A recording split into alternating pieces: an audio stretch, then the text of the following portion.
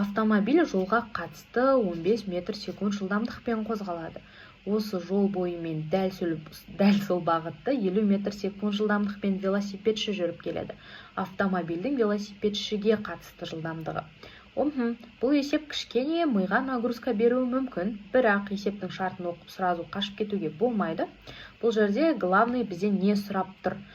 Так, автомобильдің велосипедшіге қатысты жылдамдығы. Мен велосипед салайын. То есть бірінші машина салайын и велосипедші салайын. Велосипедші 50 метр секунд, машина 15 метр секундпен. И белгілі бір уақыт аралығында болып жатыр. Енді автомобиль бізде жүрді 15 метрді, яғни 1 секундта 15 метр жол жүрді. Ал біздің велосипедшіміз 50 метрді жүрді. Бірақ автомобильден кейін велосипедшіге қатысты жылдамдық, яғни 50-ден 15-ті алып тастаймыз, сонда бізде 35 метр болады.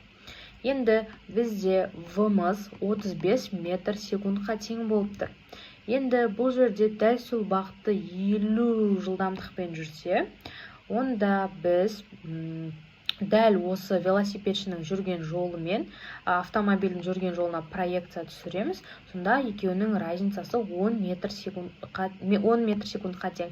Сонда бізде велосипедшіге қатысты жылдамдығы А варианты 10 метр секундқа тең. Сондықтан ешқандай да уайымдап қиналудың қажеті жоқ, оңай есеп. Ал егерде бір-біріне қарсы бағытта бірге жүріп бара жатса, онда V1-ден біз азайтамыз V2-ні, достар.